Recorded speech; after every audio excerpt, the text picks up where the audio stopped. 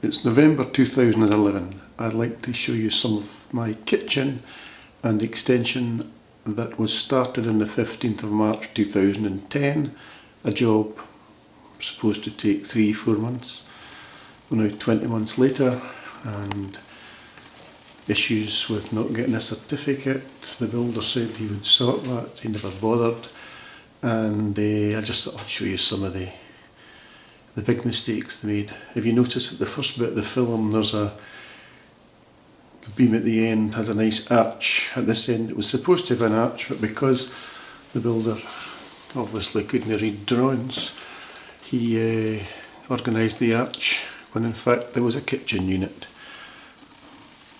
so that they cut the stay off, or the arch, whatever it's called, and the kitchen unit just barely fits because of the height issues as well. Flipping disaster. Across to my door, which doesn't even shut. You might actually notice in here there's a little wood line. Well, that was off the floor because the concrete floor on this side was laid an inch too low and it's not level. The concrete's not level, and in an attempt to fix it, they put in a lot of wood underneath what was eventually the wooden floor, or the engineered wooden floor, and as you can see, even the wood they put in is not level, and it goes all the way through the same problem. In terms of the actual green oak construction, this particular beam we're looking at here was omitted in the original design and had to be bought locally and stuck in.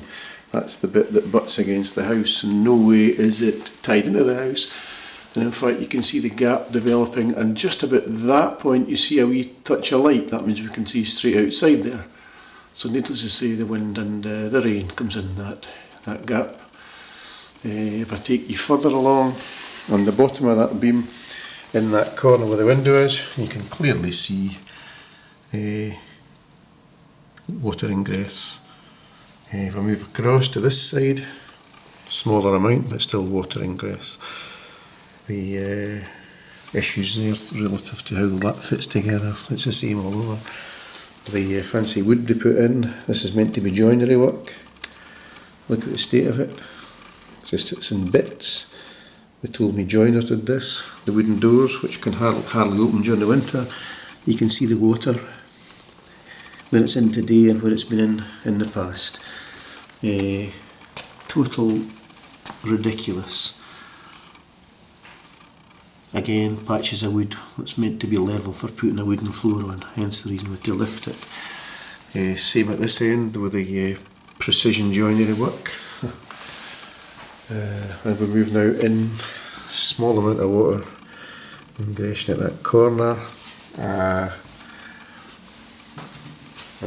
That's still wet today. It's been raining today, so therefore water just runs in these two dowels, I suppose, but that's a constant. Again, more water at this side, and if I move you across, water at that side. Again, every single corner water leaks in.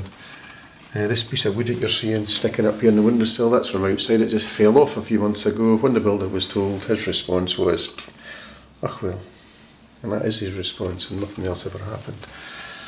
Before I go on, I'll finish this bit. Now to the side door, again,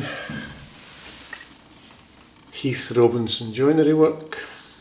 Make it up as you go along. The guys doing it didn't have a drawing, and they said they were having to make it up as they were going along. Bottom of this door,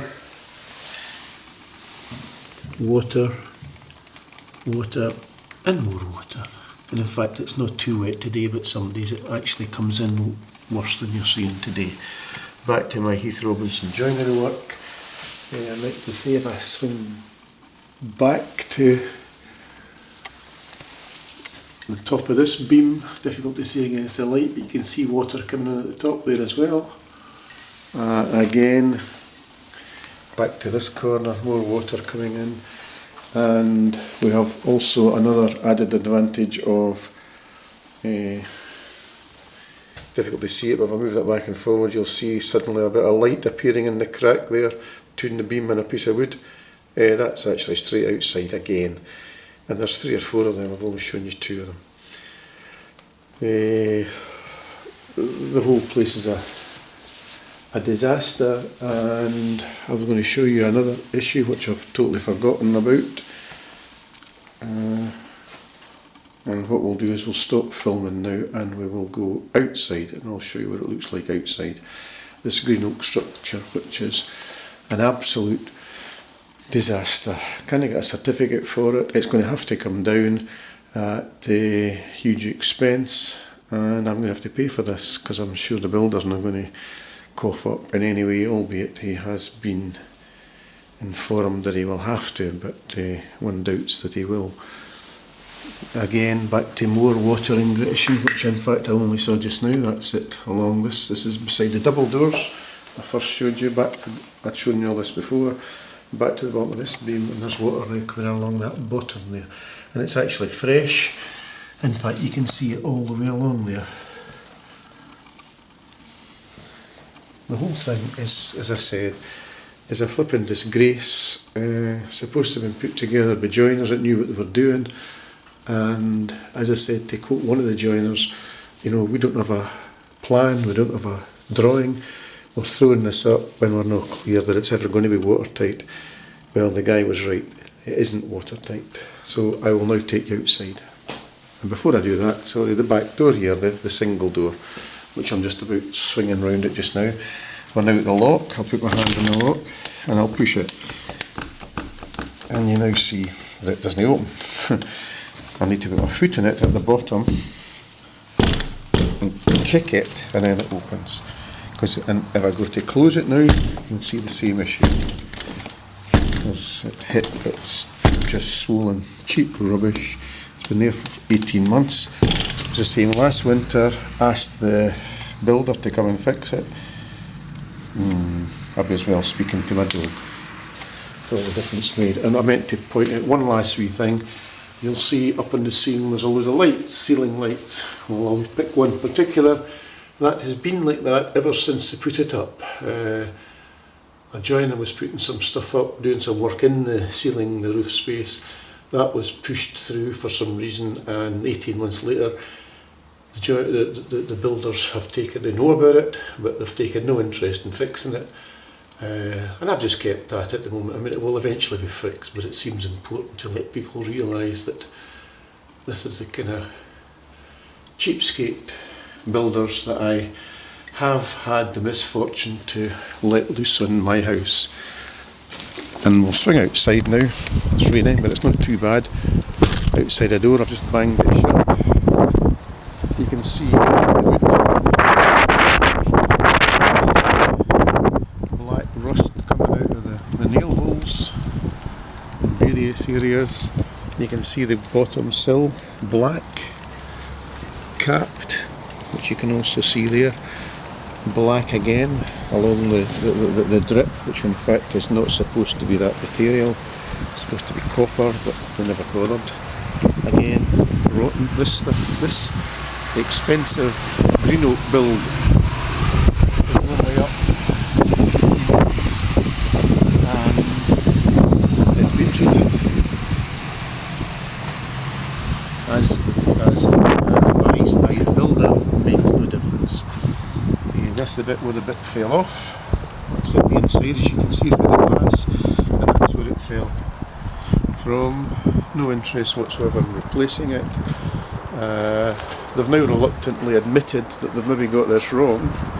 However, as I said, there is no way, but certainly today, that we're going to get a certificate for it, an engineering process, and it looks like it might have to all come down.